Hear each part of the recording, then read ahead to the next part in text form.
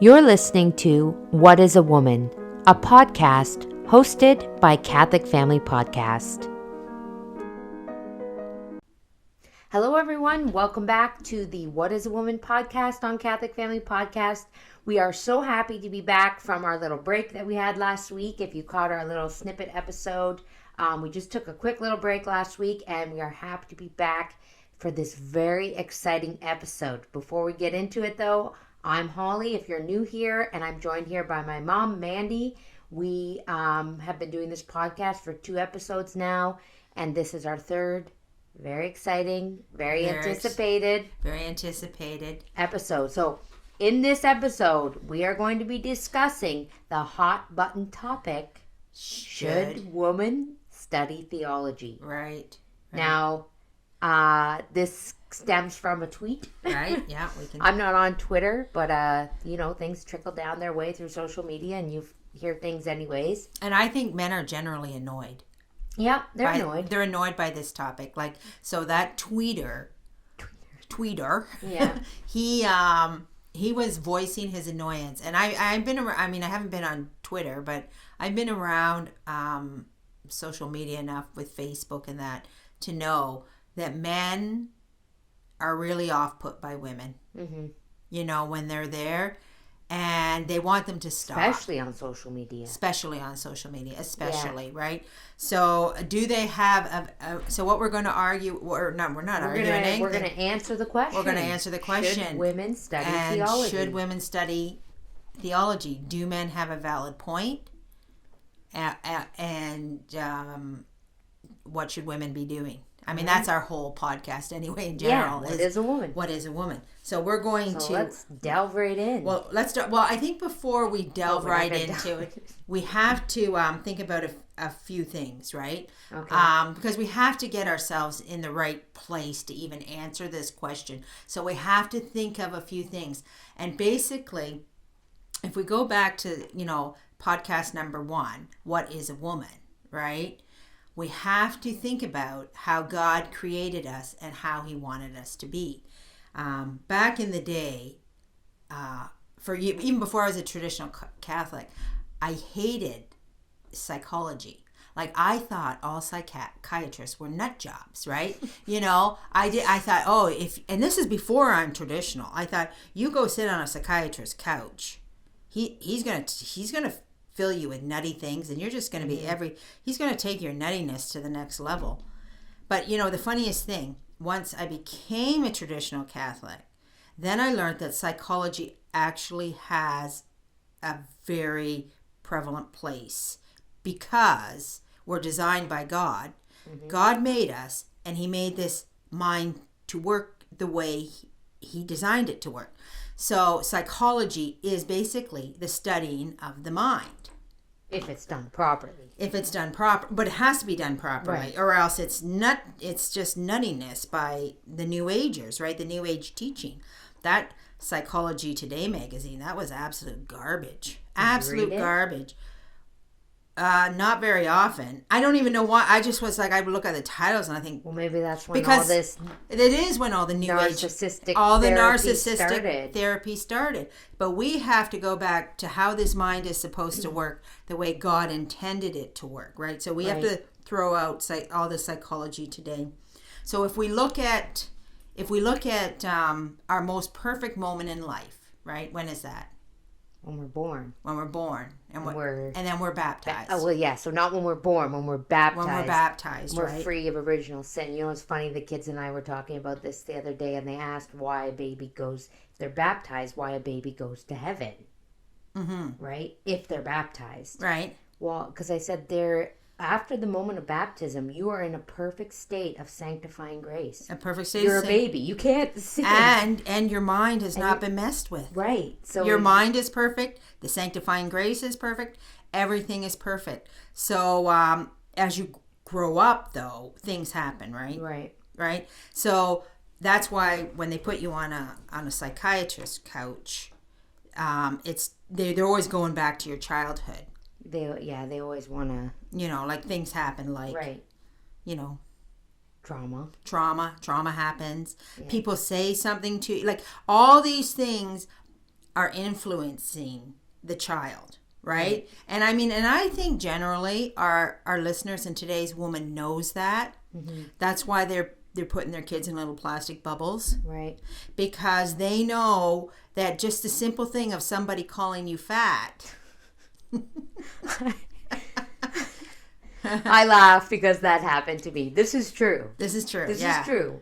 My brother, my older brother, we're really close in age. And you're also close. And we're also You're close. also not close. Don't misconstrue this as I harbor any bad feelings about him. But to be fair to my brother, though, he had to grow up with 3 younger sisters. Yeah. He was the only guy. And he used to poke and prod us, and he called me fat. All the time. All the time. He was constantly calling me fat. And I was not fat. You were not a fat child. I was not fat. And not fat at all. At all. And you used to say, all. Daryl's calling me fat. And I'd go, stop calling your sister fat. Would you stop that? You know, and I couldn't actually make him stop. Like, this is... Well, because I think he knew it. Okay, well, and to be fair, I have a round face. Yes. I have a round face. And us people with round faces, you know, you kind of get that, you could be the skinniest in the world, but if you have a round face, you have a round face. So you look round. So you look round, right? So you would just call me fat. But the best news is the round face pays off when you're older. But when you're young, it does. But when you're young, it doesn't help you so much. But anyway, I grew up my whole entire life as a little kid thinking I was fat. Yes. My whole life. Right. I never ever once thought I was skinny. And so, and you can say to yourself, is this why anorexia happens? Yeah, probably. Did somebody say the wrong thing to you at the wrong time to make you believe this, right? Yeah. So the thing about the psychology is when we're young and we're kids and, your parents didn't let you do this or your parents gave you too much freedom or, all the things that parents, not just parents, teachers, all siblings, all the influences in your life, all the, trauma. Movies. I saw Jaws at 13. I don't go in the water. And I'm old. I know, there's no sharks in Lake Erie. Yeah, I know there's no sharks in Lake Erie, but I just don't like, it gave me a distaste for the water. Yeah. So these are all the things that are forming you. Right. All through life, right?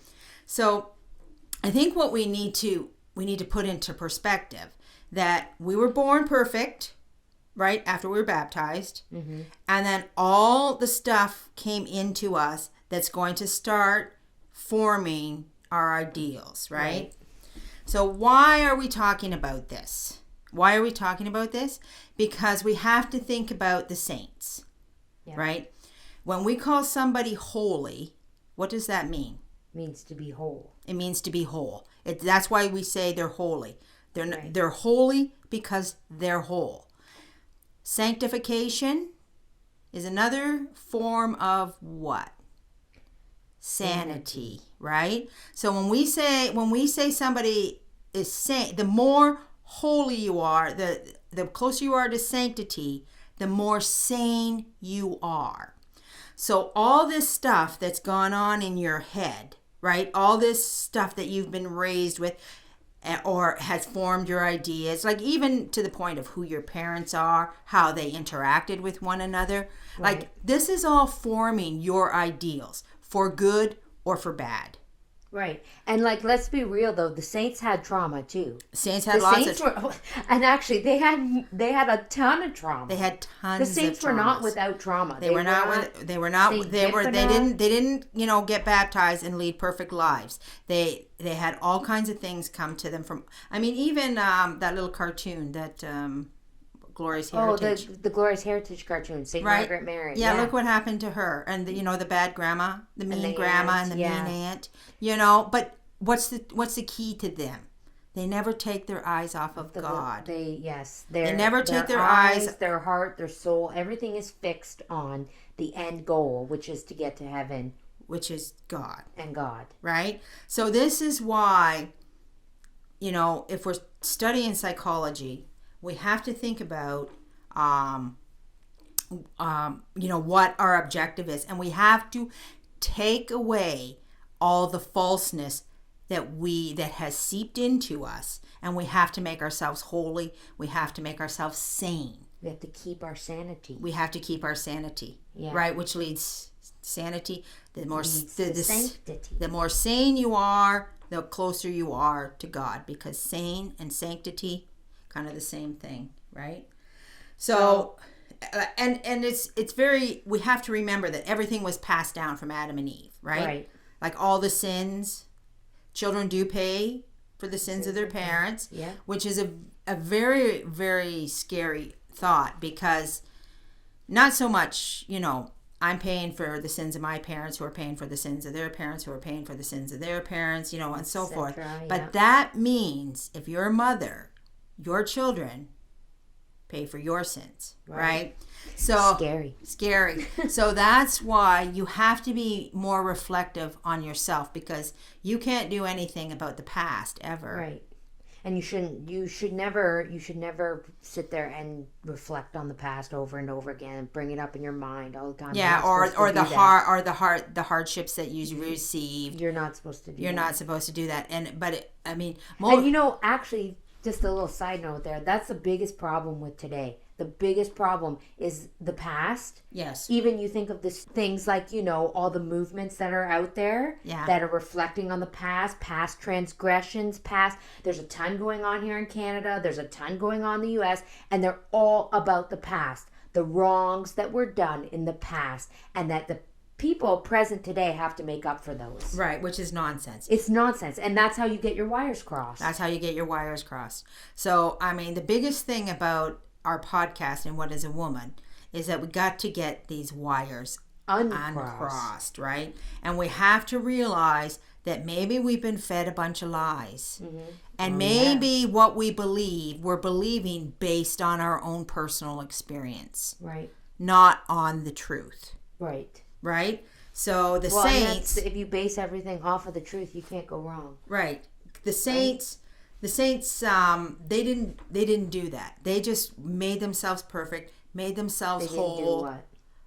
Focused on past trauma. Oh, I thought you said base, because I said base everything off the truth, and then you said the saints didn't do that. So we better clear that up for our listeners. No, I'm in my own world. I'm in my own bubble. She wasn't listening to me. I wasn't listening to her. You. But what she's saying, the saints did not base anything off of anything but the truth and what God. And what I worry about when it comes to women mostly is that they have picked up way too many errors from self-help gurus and self-help books and psychology today. Even subliminally. Yes. I can't say that word. But even, they may not even know it. Like, it's not like they're in Indigo or whatever picking up self-help books. Yes. It's so subliminal. Yes. In the movies, in the book, or in the movies, in the music, in, the billboards. Right. The stuff you see walking down the street, it's that self-help crap is everywhere. So there should be nobody, woman or man, out there alive that does not believe they are free of this, or they're not subject to this infiltration. Unless you live in a cave. I guess. By yourself and you're a hermit. Who the heck, That's my point, though. Yeah. That's my point. Right. No, I know. Everybody is. Right? Nobody lives in a cave by themselves. This psychology and this twisting of the mind has been a long time in the making. Yeah. So we have to get ourselves back to the point that maybe we don't understand the way we should be. Right. And so I guess the reason why we're mentioning this is because it's important for us as women to realize that not everything floating around in our heads is correct. Right. So we've all been infected. And we haven't, unless we can call ourselves holy. Yeah. Or, we can't. Sanctity. Yeah, we can't bank on what comes out of our mouth. Yeah. As being, God's given law, which you see a lot of. Right. Right. So, I guess now that we've discussed that. Now that we can get back to the question. Here. So should women study theology? Okay, well, first of all, the biggest problem that I find that we always have is that we don't really know what theology is, right? Yeah, it is a very broad word. It's a very and broad you know word. What? And I then think people that it take means it different things to different people. And it means different things to different people. I don't think it means right. the I same. actually don't think that our caller or our tweeter meant theology. No, you don't think so? So, because the definition of theology, the correct definition, I mean, is well, let's look at it, okay? So first of all, when I'm trying to dissect something, I like to put things in little different categories. So I kind of figure the broad term of theology comes under 3 categories, right? Can be found. Number 1 category is it religion? Number 2, is it theology? Number 3, is it church politics? Church politics. Church politics. Now, church politics, I say, is relatively new because everybody knows out there in the media world, the biggest thing on everybody's lips is who is Pope, what church to go to, yeah, and all those things, right? So, which weren't problems before Vatican II. Which really weren't problems before Vatican II. Like people nobody. If you were Catholic, over if the Pope was Pope or not. I mean, and if you did, you became Martin Luther. Like right. you left the church. You weren't a Catholic. You weren't Catholics arguing amongst Catholics about Catholic church politics, right? I mean, and I go back because I've been at this for a long time, right? So I go back to, and I used to be very, very vocal. Mm-hmm. I used to have. We know. I used to have my opinion and I was right and blah, blah, blah. And I'm going to put the word out there, pretty obnoxious. I'm not going to say anything because you're my brother. But Next topic. The truth hurts. The truth hurts. But you know what? That's good. You can recognize that about yourself. Oh, sometimes, and this is the thing about as the older you get, is like, when I think back to my teenage years, I'm like, please, somebody get me out from under. I'm just I don't want to hear about the things you said and the things you. I don't want to think about it. And and then you think about when you thought you had it all figured out, and then you're like, oh my gosh, I don't even want to know that person. Who was that person? Don't even. And this is what we have to remember. If you're going through life and you're always regretting, okay, I shouldn't have been like that. Then there's a problem. Then you have to realize that you don't have all the answers and you don't have everything figured out, because chances are in 5 years, if you're moving towards getting yourself straight, you're going to see maybe that was an error. Yeah. And here I was mouthing it off, Like I knew it all. Like I knew it all, right? Yeah. So let's look at our 3 categories. So we have religion, we have theology, and we have church politics. Okay. So religion is a 2-way relationship. It is man interacting with God. God comes to us and we respond. So that's basically what religion is. Religion to me is like the heart of everything. Like it's the heart. The feeling and the faith and the prayers. The prayers. And it's the relationship you have with God. It's two-sided. Yeah. It's two-sided. Theology, on the other hand, is one-sided. Theology is basically man learning the truths about God. It is just a science. It is a study of how things work and why things work. There's no interaction with God. Like God, you're just learning, right? Yeah. To me, it's like reading a math textbook. It's not my favorite thing. And I'm not even going to lie about this. Why is it not my favorite thing?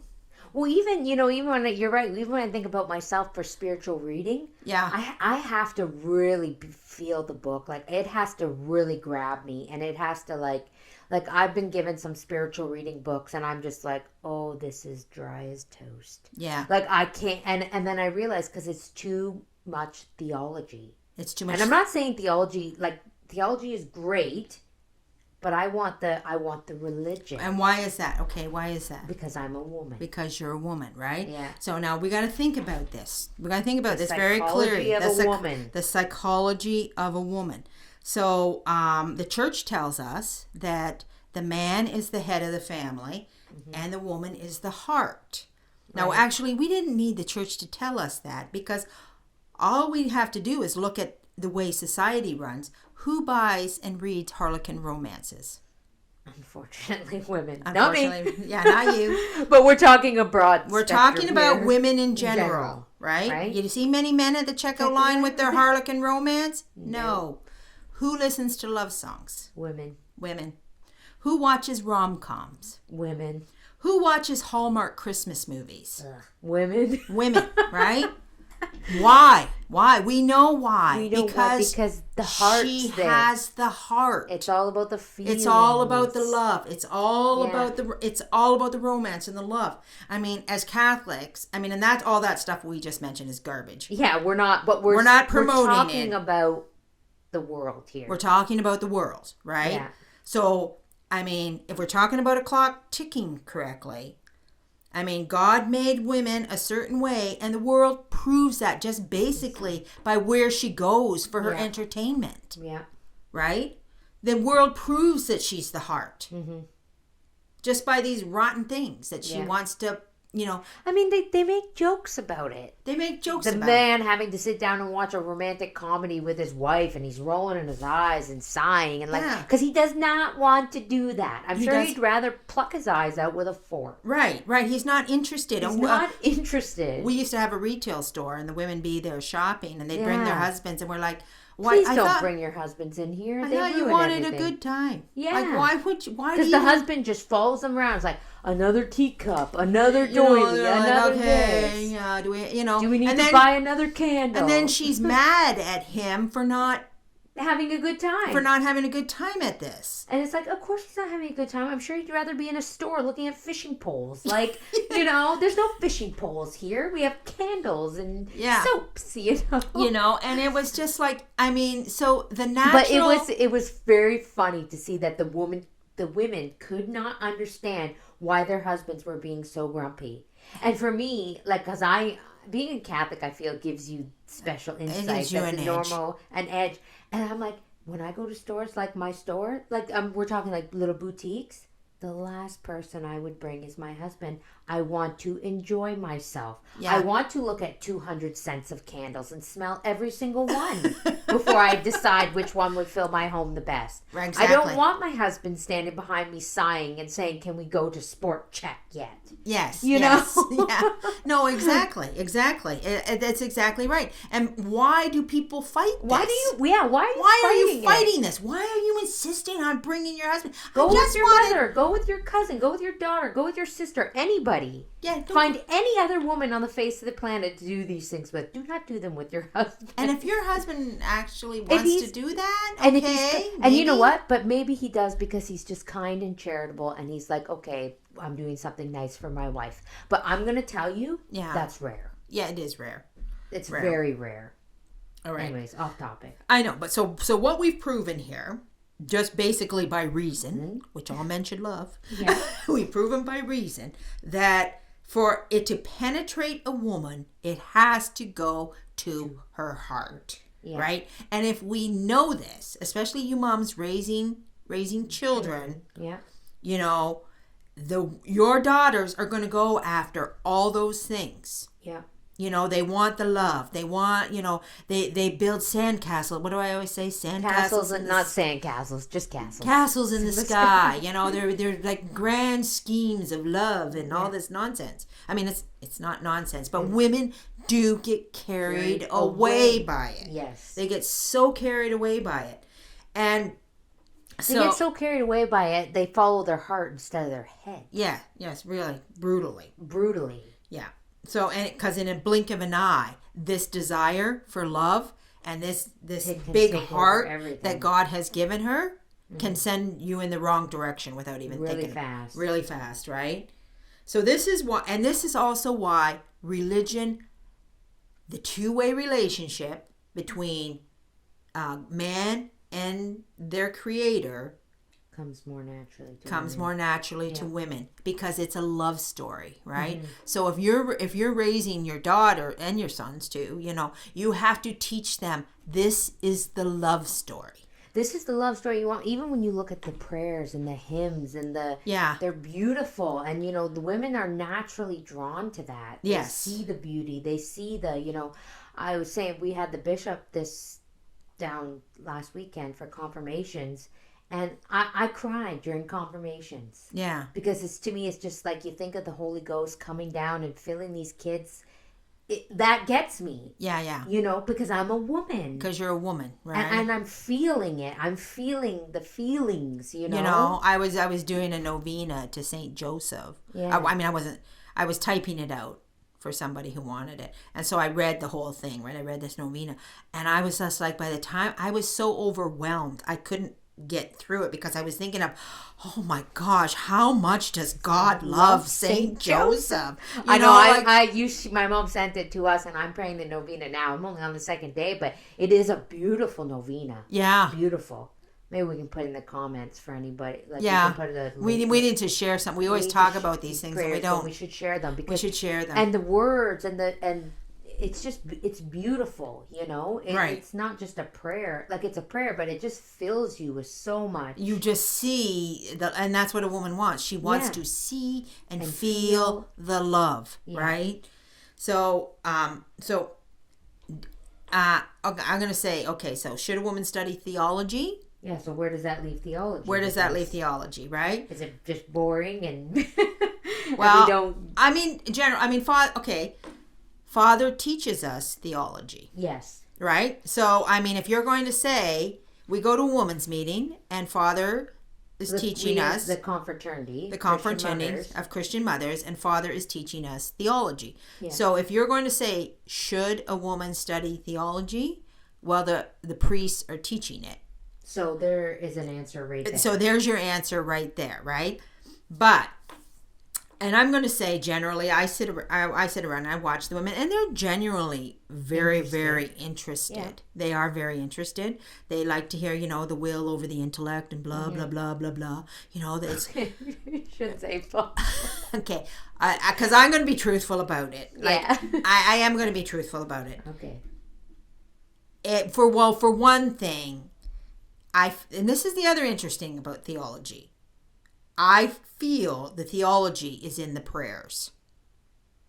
Well, yes, it is. That's where the theology. That's where women soak up the theology. It is in the prayers, and I'll give you a perfect example. So, I was reading this book, and actually, I found this book through Catholic Family Podcast. It was during Lent, and Kevin was talking to some priests, and they had mentioned this book, The Day Christ Died. Yeah. I was like, oh, that sounds good. I want to read that. And it's a great book. Yeah. Really good book. It gives in-depth about Christ and crucifixion. But anyway, so there was this one part, and it said that they blindfolded Jesus. This is when they had captured him. They blindfolded Jesus, and they were taking turns, and they were smacking him in the face. The temple guards. Right. They were smacking him in the face, and they were saying, prophecy, who is it that struck thee? And we do holy hours at the church every Thursday, and there's a prayer in the holy hour, and it says, they smote his face and said, prophecy, who is it that struck thee? Right. And we read that prayer every Thursday for the longest time, and I never understood what that meant. Yes. I never understood what that meant. I was like, prophecy, who is it that struck thee? I was like, who's saying that? Like, what are they talking about here in this prayer? And then I read this book, and I was like, that is what they're saying. They blindfolded Jesus, because the prayer doesn't go in depth. Yeah. It just says, when they said, prophecy, who is it that struck thee? Yeah. Yeah. And it's like that is theology right there. That is church, learning about Jesus in a prayer. Yes. And that's what all the prayers do, right? So when you've been somebody like myself who's been over 30 years. Yeah. And my biggest thing is that I've been we have a parishioner at our church that compiled a book of a bazillion different prayers. Great. Yeah. Right? So, and I was like, oh, let me try this prayer. Oh, let me try this prayer. And so you're doing this variety of prayers. And all of a sudden you just learn things through the prayers. And then not only that, you're like, you learned something, and then you say it or you relay it in some other way to somebody. Then you're like, how did I know that? Oh wait, that prayer. Right. It's in the prayer. It's in the prayer, right? And you're sometimes learning your religion through the prayers. You're learning, and that's why our church, the right church, the truthful church, is very, very adamant about your prayers, approved prayer, yeah. right? Because the truths to the religion are actually in the prayers. So if it's not a correct prayer, if it's teaching false heresy or whatever, that's not good. Right? I mean, they do encourage you to talk on your own too. Right. But generally, the prayers are also a way of teaching the people the truths to their religion, right? And so my general belief, what assures me to the way things are, if I can take it back to a prayer. Right. If I can take something back to a prayer, which I do often, I say, why is this? And then I'll go, well, it's right here. It's in this prayer. Right. The truth is right here in this prayer. Glory be to the Father, and to the Son, and to the Holy Ghost. Yeah. As it was in the beginning, is now, and ever shall be, world without end. You know? Yeah. It's right there. The truth is in that prayer. And so when you've been doing this for a long time, and you've been doing all these prayers, and so you're kind of like soaking it all in, you're learning all the theology. Well, yes, and eventually something's going to click. So eventually something clicks, and so when you're given a textbook, you're like, oh, yeah, it's like it just doesn't. And there are, and the women do all. They say they enjoy it. Like they say they enjoy it. The theology talk. Yeah, they say they're learning. Well, I'll tell you, I listened to The Spiritual Life by Father Bernard, the podcast. I loved it. I soaked in every little bit of it. I loved it. Yes, I've listened to it too. Loved it. I'm done now, and I'm seriously thinking about starting again from the beginning. Yeah. But and that would be called. I think that would be considered, quote unquote, theology. Would it not, or no? Well, it certainly is theology, but I mean, the way Father Bernard comes at it, it's a love story. Yes, it's very. It's a love story. It's very. You can relate to. You just want to feel that kind of love. Yeah. Because I've listened to it too in bits and pieces. And it's like, so should women study theology? Well, if that's theology, yes. Yeah, and I mean they 100%. Well, I mean, and I would say there's nothing wrong with the textbook theology. Yeah. There's nothing wrong with it. It just doesn't interest most women. It doesn't actually speak to the hearts of women. It doesn't. Right? So if they have a mind, and I mean, I don't consider myself a stupid person by any stretch of the imagination. I just don't feel like wasting my brain cells on it. Like, I don't know. I just feel, and I know that sounds a little harsh. But I know, I get what you mean. I asked Father McKee because, I was, a armchair theologian for a very long time on Facebook. Yeah. And people were on, you need to read this encyclical, and you need to read this, and you need to read that. And they're talking about canon laws and all this stuff. And I'm just like, oh. And then I went to Father McKee and I said, well, should you be reading encyclicals? I don't even know why I asked him. And he just looked at me and he just said, well, they weren't really meant for the people. He said they were meant, an encyclical was given to the Pope, passed down, and he passed it down to the bishops. And then the bishops relayed it to the priests. Yeah. And then the priests tell the people. Right? And I was just like, and this is a long time ago. And I was like, as soon as he told me that, I was like, well, then I don't need to read it. I don't need to read it. And I decided what was given to the people. Now, the prayers. And the catechism. Prayers right? and catechism. Yeah. So you learn your catechism inside and out. Yeah. Right? And then, it's all there. Mm-hmm. You just have to really, really learn it. Yeah.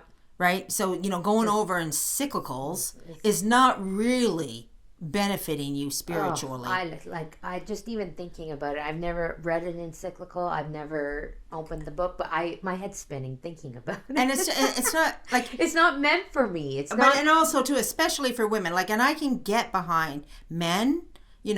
Poring over the great minds and thinking because about it. That's what interests them. That's what interests. Theology. That's the way they tick. That's the way they tick. Theology is just like, look at this study of how this works, blah, blah, blah. But so to say that a woman shouldn't be poring over an encyclical all day when she has other duties? Yeah. 100%. Right. And also, some women might find it interesting. I just don't. But I think, though, this is where we're misconstruing the word theology. Yes. Yeah. So I think this is where there's a disconnect. Right. On should women study theology? Well, what exactly do you mean when you say theology? Are you going to tell us what I can't even think of one now. What are the? I mean, like even the baptism of blood, baptism of desire. Yeah. You know, I mean, these are the Feeneyism. This is a big fight constantly. Right. Right. So now you're going to figure out all Yeah. this stuff. You just can't take for word the church. You know, Yeah. like I mean, this is to me that's not theology. You know, No. like should a person That to me is church politics. should and there's different, you know, as we know in sedevacantism, there's different priests There's all over the place, and there's different bishops, there's- and they don't often agree. I mean, they agree on the main things, but little things will creep up. Yeah. And I say to myself, as a woman, if two bishops, and I know these bishops, they're very holy men. You know, the ones that I have met in my life and know. And if they can't agree on something, what makes How you is the think laity gonna agree? you're gonna figure that out? Yeah. You know, like, Yeah, and I it's see what you more like it's politics. It's not relevant to your sanctification, right? Right. It's like this this new totalism. Was it totalism? I don't Versus study church politics. versus it starts with a C. Oh, that was I a mean, joke. we would have to look it up so I could even say that word. But you know, Okay, but this is where I'm saying that's where I think people are misusing the word theology. That is not theology. right? And I'm going to tell you a little. That is church politics. And I'm going to tell you an interesting thing about, and it's not even a war. I don't even think it's that relevant. Like I don't think. I mean that Father Toronto. Oh, I couldn't say That again, Kevin you said just had on, and Yeah. he explained to us totalism. that. Yeah. He made it very, very clear it wasn't that important, Yeah. right? You know, I mean, it has nothing. It's actually church politics, and Yeah. it has nothing to do with your salvation. Yes. But I'm going to tell you an interesting thing about it. Because a young girl had asked me at the church, what did I think? And I was just like, I don't even know what they're talking about. It's way over my hairspray. But then so I listened to Bishop Sanborn briefly, and then I was just like, oh, this just doesn't interest me, right? And so then I was like, I put it aside, and then Father Toronto, excuse me for butchering all his these names, but he explained it. And I thought, oh, when he was talking about Then it, you understood. then I knew what they were talking about. And I had already made a decision on this like 15 years ago. That it didn't matter. No. I had already, and I don't even want to say which one I believe. Oh, okay. Because I don't even know what you're talking about, so. Yeah, it's about whether it's about the chair of Peter. Is Okay. it empty? Okay, that old argument. Yeah. Or is there an imposter sitting in there? Right. Basically that's an imposter, but the chair is full, but it's full of an imposter. Okay. Or it's just completely empty. Right. So, Okay. I mean, this is my understanding. So I had already 15 years ago, I had already come to a conclusion about this Okay. on what I believed. This is going to sound so bad, but when I hear you saying things like that, and not you specifically, but even men or even women debating this, do you know what I'm thinking in my head? What? Give me the Story of the Soul by St. Teresa. I'd like to go in the corner and read that. I know, okay. But Because I don't get, like... there are women that do care. I know. I get that. There are women that do care. But to me, I'm just like, next topic. You know, you know what I mean? They want to be 'Cause sure it they're seems- doing the right thing. No, I guess, I get that. But to me, it's just like... But this is if what... I hear a priest say, this is not...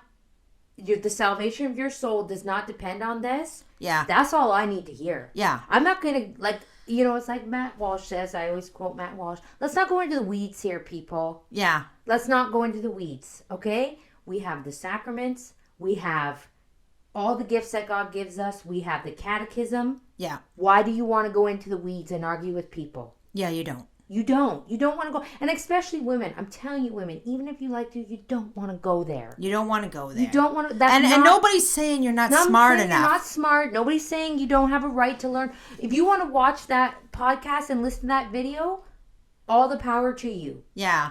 I'm just saying, don't get in an argument over it. Yeah. It's not worth it. It's not worth it because you have to, this is why you have to make little little columns for yourself and put into practice what is relevant to sanctification and what is not. Is just kind of interesting because and theories. They're theories, right? Yeah, and you can be interested and you can listen and you can learn and you can watch and you can do all this. But I'm telling you, if you want to get into a heated debate, and what happens? The claws come out. Yeah.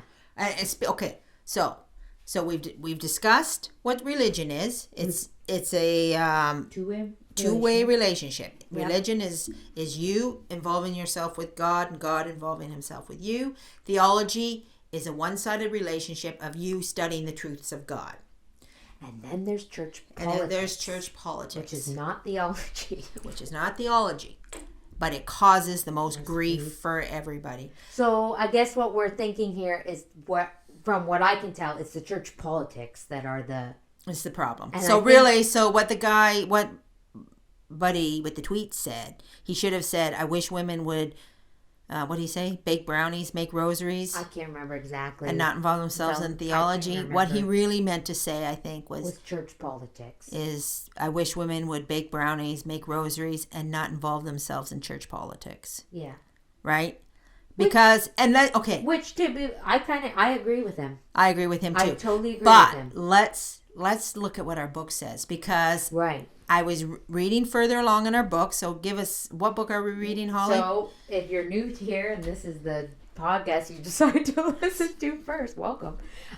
We're reading The Mission and Duties of Young Women. So, we haven't made it past chapter 1, but that's okay. No. Because this chapter, this book is so, every sentence is an unveiling of, oh my gosh, to me. So, but this book was written in 1888, and it's funny because it applies to what we're talking about right now. So we're going to go ahead and we're going to read some excerpts, not the whole book. We're going to read some excerpts.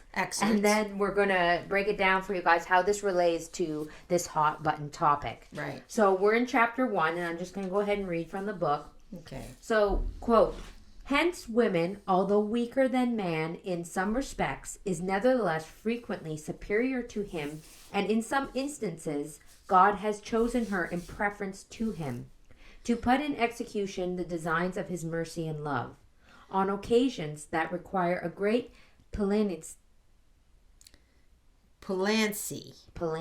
I had to look it up. These words. You need to sit with a dictionary beside this book too. Okay. So continue on. Of disposition, an entire docility, an unalterable patience, or a perfect resignation, woman is commonly superior to man and displays a perseverance of which the latter is not always capable. So, okay, so end quote. Right, end quote. So let's discuss that. So let's actually understand. So first, tell us what Pliancy. Yes. Pliancy. All right. So the 4 things. So God is calling on women to exit. What is Pliancy? Pliancy. So define that word first before we go on any further. Pliancy I've never heard of that word means before. soft and bendable. Oh, to be pliable. Okay. Right, yes. Go. So it makes sense, right? Yeah, it makes sense. So when God is calling on women to execute his plans, he is looking for 4 things. He is looking for, say that word, Pliancy. Soft. Pliancy. Of disposition. You need a disposition that is soft and bendable. Yeah. 2, an entire docility. You need to be docile. Yeah. 3, an unalterable patience. Mm-hmm. An unalterable patience. And a perfect resignation. Okay, so if we look at those 4 things, and we think about a modern woman. Yeah. Does she have any of those? Does she have any of those? Not a one. Not a one. And as Catholics, as a Catholic woman, do I have any of those things? No, yeah, never mind modern women. Never mind look at modern ourselves. woman. Am I soft and bendable? As I'm standing from my pulpit screaming which church you need to go to? Am I entirely docile? When we say we have been corrupted by a New Age religion, we have been corrupted. We have been corrupted by a New Age religion. But here we have in our book the things that would make a woman. These are the things God says right there. That's what makes a woman superior to man. Okay, but and the New Age is telling you the direct opposite of all four of those things Right. is what you need to be. They're not, like, they're saying if you are not Yeah. the opposite of those four things, if you are not, I'm a woman, hear me roar. Yeah. I am fierce. I am strong. I'm a boss. Like, that is what the New Boss Age... babe. Boss babe. Oh, you did not just say that. Oh. Well, it's on every mug from here to Kingdom Come. Yeah. You know, but that's what they're feeding you. And God is telling you to be the direct opposite. Yes, the direct opposite. In order to execute his plans. So Not he yours. needs you as a woman to be those four things to execute his plans. Yeah. Not your plans. He didn't ask you to get up on the pulpit. Yeah. You know, he asked us to do these things. So, like, and, you know, to have total resignation to God's holy will. Yeah. God's power, not your power, God's power, right? Yeah. And I mean, there's a bazillion saints that you could think of. Yeah, do with me what thou wilt. What does that mean? Do with me what thou wilt. Yeah. Right? Yeah. So, you know, I mean, for years, I used to do this, again, the theology is in the prayers, right? We used to go do the Stations of the Cross, and I mean, I did them for years. Mm-hmm. And then one day I went, do with me what thou wilt. I get it. I've been asking for all this? Are you kidding me? You know, like, it just was like a light bulb went off on my head. Do I really mean do with me what thou wilt? Like, when I'm saying that, it's funny. And you know what? I think this came from the spiritual life. It might not have. But I read, no. Maybe it was trustful surrender to divine providence. It was one of the two. Yeah. Anyways, it said, you know, when you're having a really hard time struggling with something, okay, and you want something to go your way and not God's way, you need to stop, take a breath, and then just say, thank you, Lord, thy will be done. Yes. And just move on. And, you know, I do that all the time now. If I'm just like, oh, I want something so bad. And then I'm like, oh, this isn't working out. No. Thank you, Lord, thy will be done. Yeah. And, you know, and you feel, when you say things like that, you instantly feel calm and sane. Sanity. Because you're surrendering yourself to what God wants. Right. And you're just like, no, okay, this is not working out. Mm-hmm. Thank you, Lord, thy will be done. Moving on. You know? And it's really helpful. Yeah. Just to surrender yourself to what God wants. God tells you it's helpful. Well, no, I know, but Mom, it's funny how many people don't think about that. Well, I didn't think about it. I had to be told. I'm going to tell you why they don't think about it, because they're not applying the truths of their religion. Yeah. They're too, let's say it again, the wires are too crossed. You know, uncross them. 1962 brought in the wave of feminism. Like a cannonball. Like, you know, like, and it's infiltrated us. Yeah. Like, we gotta undo that. You we know, gotta go back to being docile. You know. Soft and bendable. Yeah. I mean, and I had somebody say to me once that in today's society, no woman could survive if she was meek. Well, what are you calling God a liar? I disagree. Like, you know, I mean, basically, what are you saying? That the virtues don't mean anything? Yeah. That this society, like God said you needed to do that? What are you saying? That no woman can be a saint? Yeah. That's what you're saying. Yeah. Because really. You have to have these virtues if you want to be a saint. Yeah. There's no, like, you know, I mean, and trust me, I know it's not easy. Like, I know what's inside me. You know, like, I can bake all the brownies in the world. I can put a skirt on all I want. If I don't change this disposition, if I don't become the tool of God's holy providence, which He's to execute His plans, which He states right here are everything that is opposed to the way I've been raised. Yeah. Everything that is so opposed to the way I've been raised. Yeah. It's even opposed to the way I've raised my children. Yeah. You know, and it's you raised us. I am woman here. I did not. I'm just kidding. That was a joke. That was to lighten this place up. No. but without knowing. Without knowing, yeah. Without knowing. Yeah. Right? You know, I didn't instill instill. Well, hey, how could you instill something you don't have? You don't have yourself. Right? Right? You Yeah. have to have it. Yeah. Well, and it's like it seems to be today, there's a lot among Catholics, myself included, there's a lot of I'm using the word despair here, but I don't mean to say that people are despairing. But it's sad when you look at the state of the world and you think about your children. Yes. Okay? And you think, what can we do? What can we do to help these kids? Because they're coming into a world that is extremely scary. And, was it you that told me, or was it? I think you told me. To save your kid, not to save your kids, but to protect your kids and do the best that you can for your kids, you have to become a saint. A saint. Yes, it was you me. have to. Yeah, it was you. Yeah. You have to become a saint. You have to become a saint and get your sanctity. I think it was. Yes. But the sanity comes to mind. There's no hope for your children if you're not trying to be a saint. Right. You know? So I forgot where we were going with this, but well, just basically, how can you instill in your kids what you don't the have? meekness of the women if you don't have it yourself? And we don't have it. Again, I can't say this enough. If the men were raised to be effeminate, then that means the women are being raised. That to be means masculine. the women were raised to be masculine, Yeah. and for some reason, masculine women are not as offensive as effeminate men. No, because the whole world is. Yes. There's still some men out there that are. I mean, and there's still some women out there. I'm not saying that, but it's not.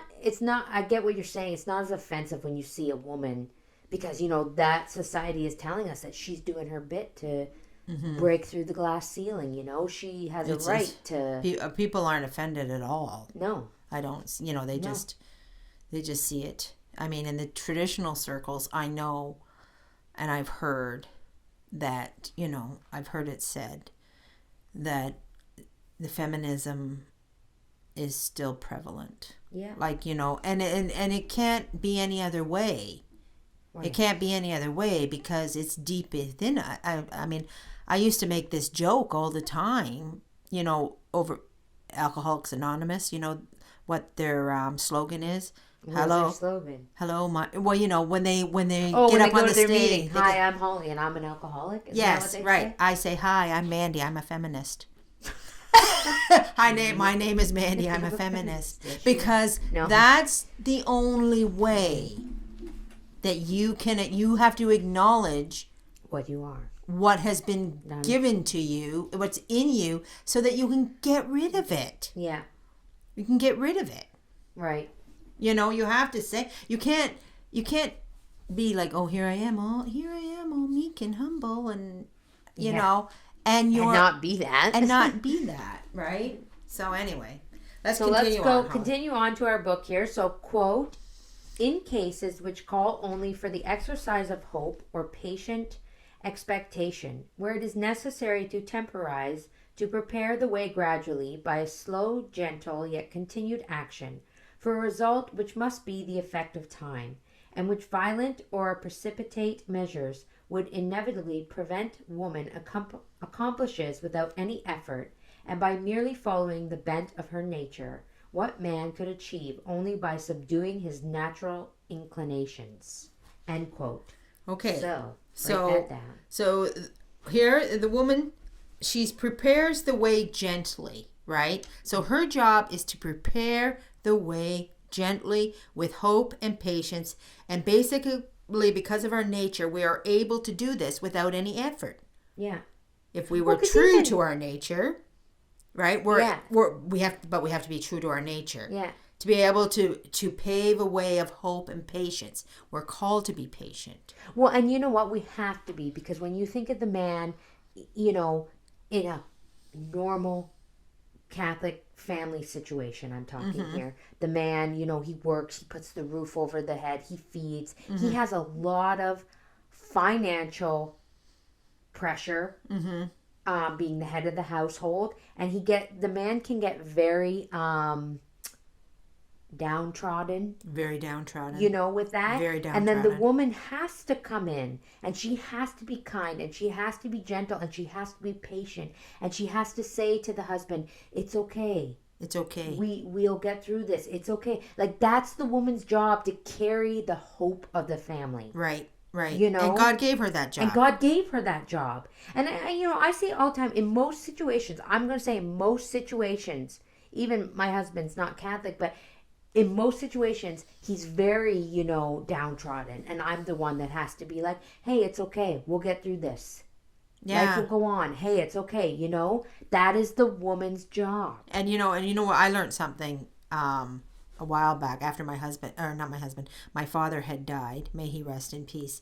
My mother had said, well, she often had to, nighttime would come and he would be kind of not despairing, but like, just, yeah, full of woes. And she said, I always had to lift your father up. Yeah. And like, to me, that was a shock. Because he was like the head of the family, and I didn't know that. I didn't know. Nobody viewed him that way. Nobody viewed him that way. I didn't know she had to do that. Like, when I think about Grandpa, everybody was like, Grandpa's got it all together. Yeah, and I didn't know, behind the scenes. Behind the scenes, my mother was there lifting him up and paving the way of hope and patience, that everything would be all right. I mean, it's her heart, right? Mm-hmm. That's her job.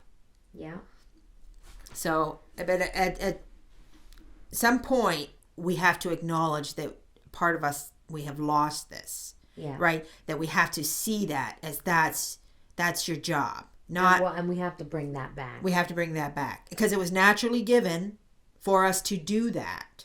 You remember, this clock ticks, right? The man ticks his way. The woman has to tick her way, right? Okay, so, and then we'll go back to the book here. So, quote, if an incident occur calculated to awaken sentiments of compassion or to touch the heart and unlock the fountains of its love, if some great misfortune happen, the just subject of our grief, if some cherished thought, some precious recollection, some sacred hope is to be treasured up in the depths of the soul, where is the man that would consider himself superior to woman in all these circumstances?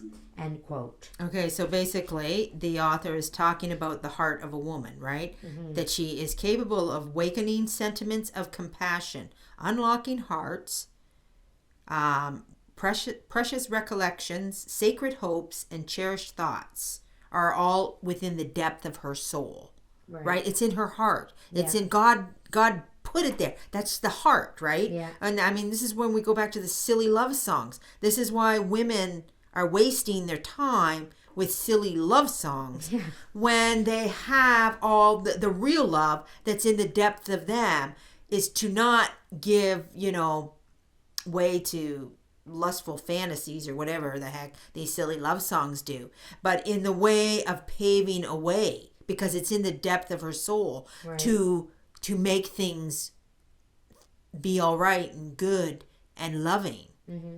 And they said that, and in that little blurb you read, it said that men are generally not capable of doing that. No, they're not capable. They don't have the heart. It's not that they don't have a heart. They don't have the heart like a woman has. They don't have a heart like the woman has the heart. Yeah. And God, God gave her that. Now this is why in a society where there's no God, that men are a force and might, and this is why they trodden over women. Yeah. Because they are the love and the compassion, right? They're soft. Yeah. Anyway. All right. Back to our book. Quote, man may act with a greater degree of strength and perseverance, but woman suffers with greater fortitude and constancy. And human life is so full of misery and anguish, the occasions on which we need patience and resignation are so numerous that it is difficult to say which is more necessary to us, strength to act or strength to suffer. End quote. Okay, so strength to suffer. So the author is saying which is more necessary, right? That women have been given this greater ability to suffer than men have, right? Yeah. And and they have, and as we know, because who suffered more than Christ?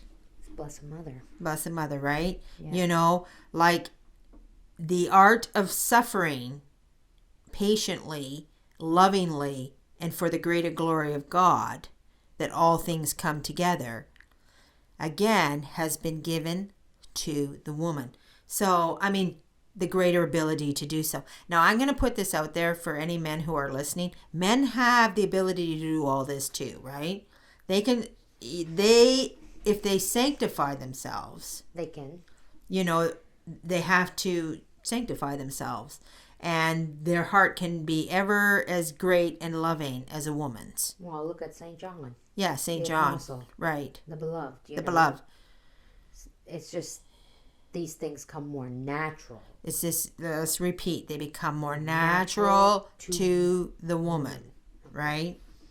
So, quote, if man possesses a more comprehensive and a loftier intellect, which takes a higher view of things and embraces a wider range of objects, the mind of a woman is more subtle, better suited to details, and able frequently to detect an imperfection or foresee a difficulty which would have escaped the notice of a man. End quote. Okay, so a couple things there. First of all, it talks about the higher intellect of the man, right? So, I mean, from this thing, we could see very easily why politics, church politics, are of huge interest to men. Right. They do. It's their. It gives them a chance to stretch their intellect. To, Right. You know, it's their man thing. Yeah. You know, like it is a man thing. It is. Yeah. Right. It's the man thing. And what do women notice? They're saying details. Details, right? Finer details. What's the best example of that? The wedding feast of Cana. Right. Who noticed they have no wine? Yeah, nobody else but Mary. Nobody else but Mary. And why did she notice they have no wine? Because she's got the heart. Yeah. And she doesn't want them to be embarrassed. Yeah. She doesn't want, this is going to cause them a lot of strife. She doesn't want that to happen. Yeah. Right? Yeah. So she's noticing when you're having a party, and so like us as women, like we should always be on the lookout. Always. And you know what? I think in today's day, I notice tons of things. Mm-hmm. And I come back and I tell them, did you see that? Did you? What? My husband doesn't notice half the things I notice. No, it's the details. It's the little details that they pass him by and he doesn't even know, but women were born built that way by God for a purpose. Unless they're so into themselves, which is today's modern woman. They just want to know who's feeding them bonbons, I guess. Yes. But generally. But that comes from the heart. Yes. Noticing of the finer details, noticing of things, that comes from the heart. Yeah. So the woman is, she's noticing when kids are out of place. She's noticing, when someone feels awkward at a party. She notices, she's got a duty to do with her heart to go out of her way to find and fix with her love. I mean, these things. That's right. Again, why mothers are more nurturing. Right. It comes naturally from the heart. Yes. To be nurturing. Yeah. Okay, and back to the book. Quote: if the latter can more easily influence others by the weight of his authority, carry them along by the power of his genius, convince them by the force of his reason, govern them by the wisdom of his counsels, or the invincible firmness of his will, woman will oftentimes better subdue them by the ascendancy of virtue, persuade them by the graces of her mind, or the sweetness of her manners, triumph over their will by her affection, and win their heart by imparting to them her own. End quote. Right. So the ascendancy of her virtue. Right. Virtue. So again, we need the dictionary. We had to get the dictionary. Well, ascend. Ascendancy. Dominant power or influence, right? Okay. So we're talking about virtue here, which virtue is always the dominant power or virtue. Now we have to keep this in mind because it doesn't appear that way, right? Virtue never appears that way. Remember? Mm-hmm. It's the way God works. Like those who are last shall be first. Mm-hmm. Things are not what they appear. what was at the beginning of the book? What are we doing? The things The that are lofty. no, The things that are and the things that are not. Yeah, the woman overcomes the things that are with the things that are not, right? Yeah. So I mean, when we talk about virtue, we're talking about something that is not seen as powerful and mighty. Yeah. But God is telling us virtue is actually the dominant power or influence. Right. So the more virtue you, and again, we have to stress, you're not going to see results of this. Like here I am being meek and patient and kind over here. And everything's cured. Yeah. Everything's better. Yeah. But, we have to have the faith and trust in God that God meant what he said. Yeah. If virtue is the dominant power or influence, then we have to believe it. Yes. And we have to practice it. Right? That the virtues carry the power and the influence. And the woman, if she wishes to be successful, she has to have these in abundance. She is certainly never going to overcome force and might. No. She doesn't have the authority. It wasn't given to her by God. But God is saying, and the author is saying that God actually gave her something more powerful. And it's the thing, like the way I think of it, correct me if I'm wrong, that women can do far more by setting a good example and practicing virtues than by standing on a soapbox. Yes. Right? Like it's just, it boggles my mind that women, and I'm talking modern women, I'm talking, they don't understand the power they hold. Right. And by just being a woman. Yes. And doing what they're supposed to do. You don't need to put on the pantsuit and go down to corporate tower and manage stocks or like I'm using that as a very right. There's nothing there for you. You're not going to change anything by doing that. Mm-hmm. You could be a far better influence in the world by being a mother and raising your children properly. Right. And that makes more difference than any woman doing anything in any job force, anything. Yeah. Yes. And I'm going to tell a little interesting thing here. I live with my mother. I live in a house with my mother and an uncle and a brother, right? And we live here very, very peacefully. Yeah. And there's never argument. I mean, there's funny things that go on because my uncle is not Catholic and he's not all there. He's a little bit of a firecracker.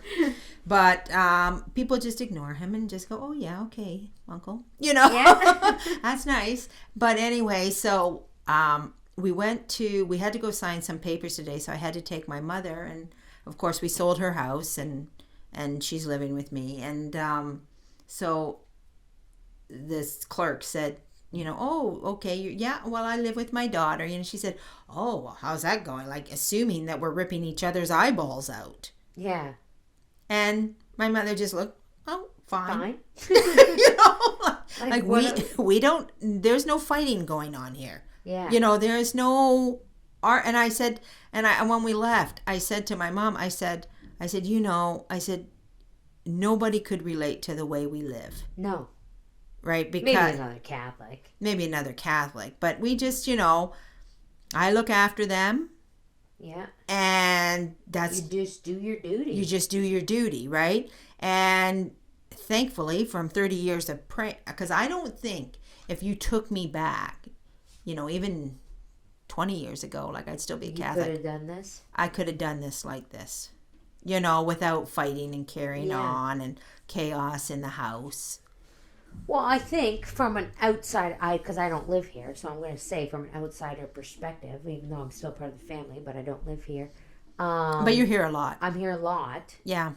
And what I'll say, my mom keeps the meekness. Mm. You do. Yeah. Because this said uncle can get... I wish we could share, but we can't share. He's not Catholic, and he's just, Anyways, but can get very, erratic. Very erratic. And not doing anything bad. He just gets very, boisterous and like, you know, in his storytelling, and he's loud, and he, you know, but you know, you just kind of keep the meekness. And the stories sometimes aren't good. They're not good. And you know, my mom just keeps the meekness and just goes, okay, yes, moving on. You know, like rather than being like, no, that's not the way things go. You know, like you just, and you, that's what I mean by practicing the virtues and by making sure that you're doing the virtues correctly. Yeah. You set the whole tone for the room. For the room. Yeah. You set the whole tone. And you know, there's people, I know people, I can count, you know, my past or whatever, when they come into a room, things get very erratic and things get very, you know, and then all of a sudden, you know, everything's out on the table and everything's okay to say. Then there's people that come in the room. Yeah. And with their meekness, and you know they're virtuous and they're this, and people know right away, no, we can't say that. Yeah. So-and-so's in the room. Yeah. We don't talk like that. So-and-so's in the room. Because they set a virtuous tone. Right, right. You know? And it's so needed. It's so needed, and it's so missing. So missing everywhere. You know, we need the women to set the virtuous tone. Yeah. So you need to, and I'm, myself included, I need to remember this too, that if I, even in my own family with my husband, you know, if I lose my cool, yeah, it's not worth it. it's not worth it, because everything just gets, it's like a house of cards. It just comes so you falling down. You need to keep the meekness and the docility, and in your homes, that's your job as women. Yeah. To keep the virtues there and to keep them alive and going, you know? But so now that we've said all that, and we've looked at the study of religion, we've looked at the study of theology, and we've looked at church politics. So what's our answer? Should women be studying religion? 100%. 100%. Should women be studying theology? 100%. I mean, if they can do that. If they can, no, but I mean in other ways. In other ways, reading, spiritual reading. Yeah, you know. yes. Should women involve themselves in church politics? It's a big no for me. It's a big no for me too. I mean, you can disagree with me, but it is a big no. I just feel like, why do you want to go there? You know, yes. Why do you want to go there? It's not. First of all, whenever you go there, you put yourself, your character out of order. You put your character out of whack, right? All of a sudden, like, can you care about church politics? Can you have a thought on it? Sure. I know where I stand on those theories. I know where I stand on a lot of things, actually. And I may not understand a lot of church politics, but there's certain things I understand. Yes. And there's certain things that I'm, you know, Francis is not the Pope. Yeah. Sorry. You know, I get it. You know, I don't have all the answers, but I know that. But I know that, you know. Yeah, no. And we're not idiots, and we are just as every bit responsible for our own salvation, and the salvation of our children. Yeah. And the salvation for our family. Like, I think the woman has a huge role to play in the salvation of her husband. Yes, yes. You know, I know she's not responsible for him. He's an adult, but you know, you can influence. And I'm going to put another thing out there too, because they always say that a woman has to be obedient, right? Yeah. Like, she has to be obedient. That's fine. And the man, he has to love the woman like Christ loves the church. Mm-hmm. I always found, and this is because, you know, I was in a difficult marriage too, right? I always found that I could easily be obedient. As long as he wasn't asking me to do something sinful, I didn't care. Yeah. But I thought I was concerned for him. Yeah. Because he's supposed to love me like Christ loves the church. And I thought in my head, like, who can love somebody like Christ loves the church? Well, you know, and what's funny, like, that's a big ask. That's a big ask. Like, that's a huge thing. Like, to me, I was like, I could be obedient any day over loving something I don't love. Yeah. You know, like, so I used to say, like, women, if you care about your husband, you have to make it easy for him to love you, because he is under a lot of pressure. Pressure to love you like Christ loves the church. Like, just think about it. who the heck can love something like Christ loves the church? Well, and you know what's funny is we had a wedding at the church back at the beginning of October, and I was reading from the nuptial vows. I was just reading them in the missal, and they have the part about women must be obedient to their husband, but there's, like you said, that section about the husband loving the wife is big. And I mean, it's short and brief, but it's heavy. Yes, and I feel like a lot of times, I'm not saying this. I don't want anyone to rip my head off. The men get very like, oh, the woman must obey me, and they hang on that. Yes, they hang on that. Right. I know a lot of people that hang on that. And as soon as she's not obeying, and as soon as she's not obeying, oh, well, then the gloves come off. But it's like, okay, but where's your part? Yeah. Did you remember your part? Yes, because it's a big one. And I'm saying this fairly. We all have our part. Yeah, the woman has her part and the man has her part. And you cannot just say the woman's not doing her part. Mm-hmm. You cannot say that. Yeah. And the woman can't say the man's not doing his part. He's not cherishing my every you walking. You have to, and this is what I think, and I'm applying this to myself when I say this. We would all do better if we just focused on our part. Right. And not his part. Or her part, vice versa. Right. It's back. If you're really focusing on yourself, mm-hmm. and you're really focusing on, I need to be the saint.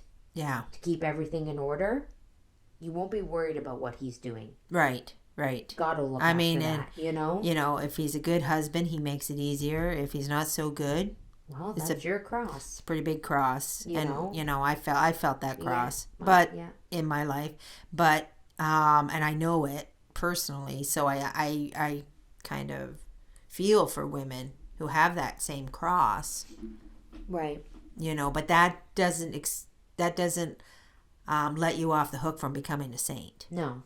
Right? And to become a saint, you have to be this woman. Regardless. Yeah. Of what kind of lunacy you're dealing with at home, right. That your head. You have to, and the thing is, like, okay, you're dealing with lunacy at the home. You're dealing with nutsos. You're dealing with all kinds of trials and tribulations. Do you not think the saints did? Yeah. Look, I mentioned Saint Dymphna. We never read that. I only know this because my daughter. Well, I know Saint Dymphna. I know her story. And my daughter chose to be Saint Dymphna for All Saints Day this year. And so I went really in depth into her story like I never did before. And it's like, you want to talk about trials and tribulations? Her father wanted to marry her. Yeah. Yeah.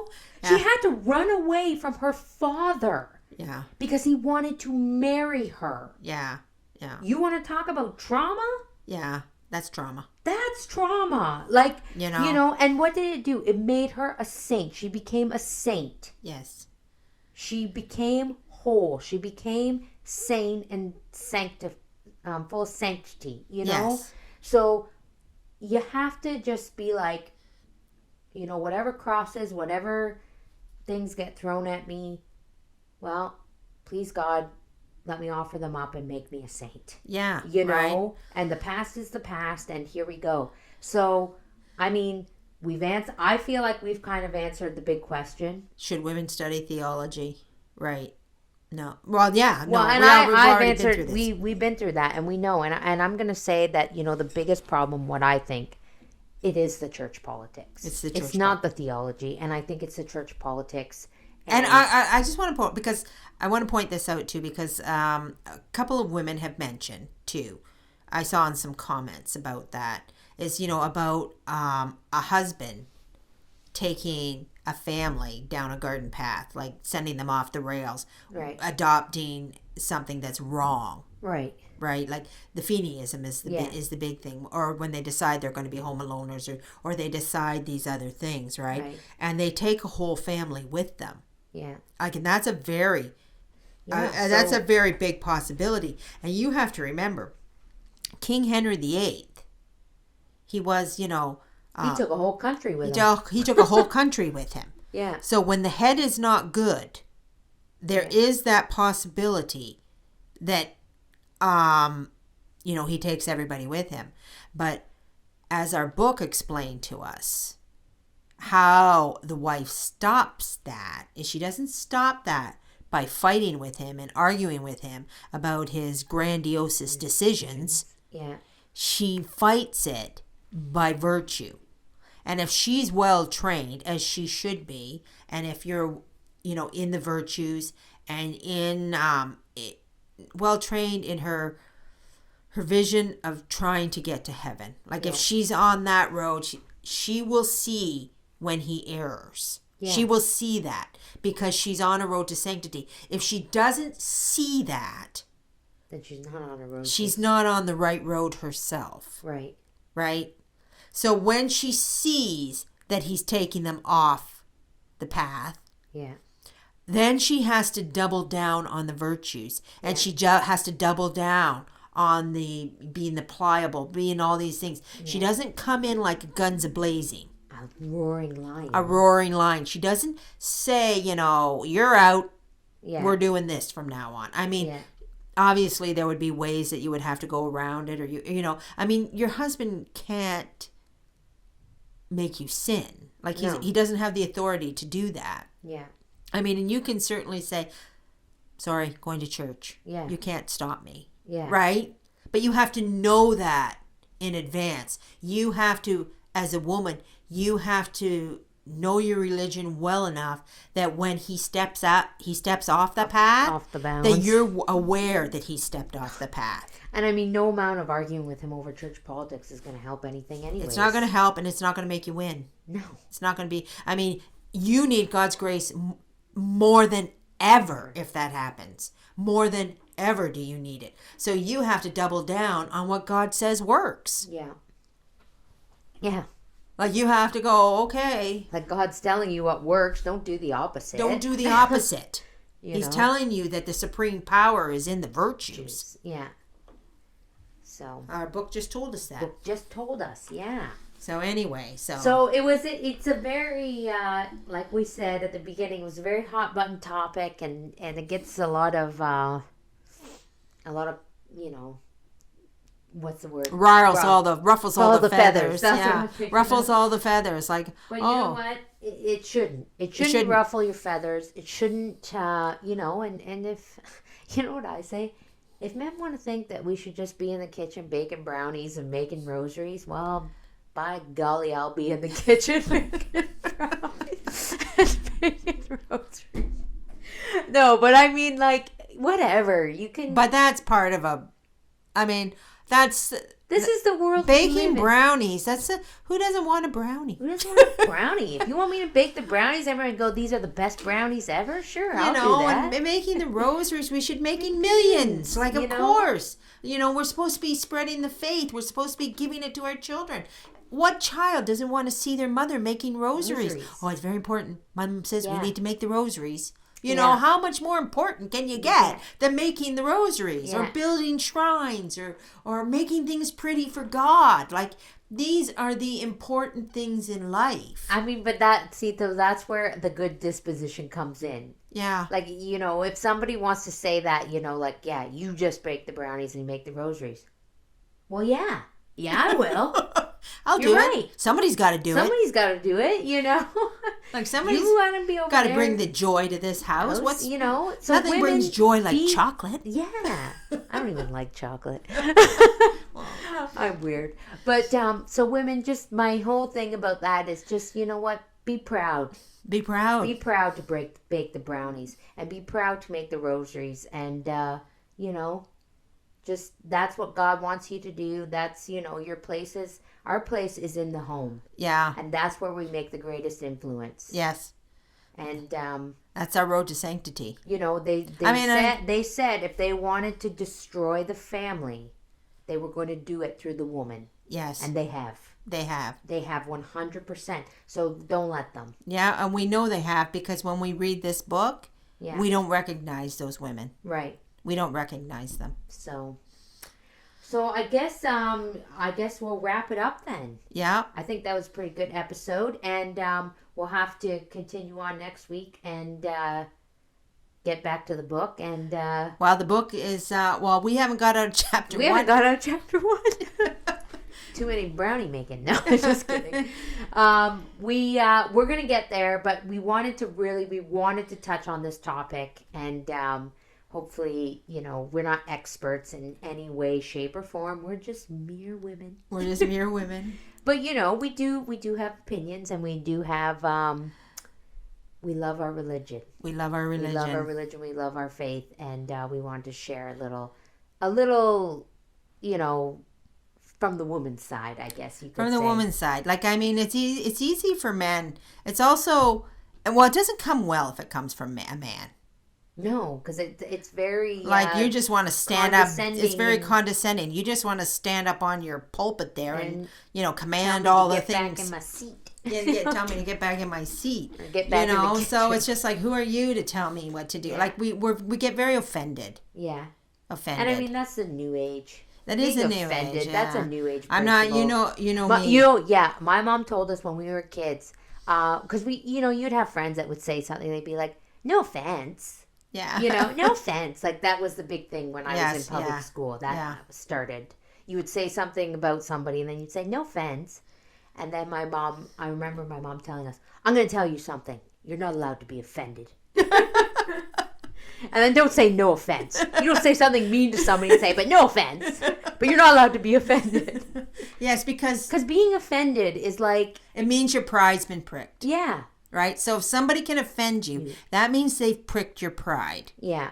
So if your pride gets pricked so that you're offended, you need to reflect and say, was there something in that I should be looking at? Well, and then what that taught me is, and I don't practice, don't get me wrong, I should practice it better, but, when you get offended by something that somebody says, that's an opportunity to offer it up. Offer it up. Don't be offended. Don't be offended. Don't sit there and be offended. And I myself have to work better on this. If somebody does something that offends you, take that hurt or whatever and turn around and offer that up. That's a chance to make a sacrifice and to offer it up. That's a chance to be meek. To be meek, yeah.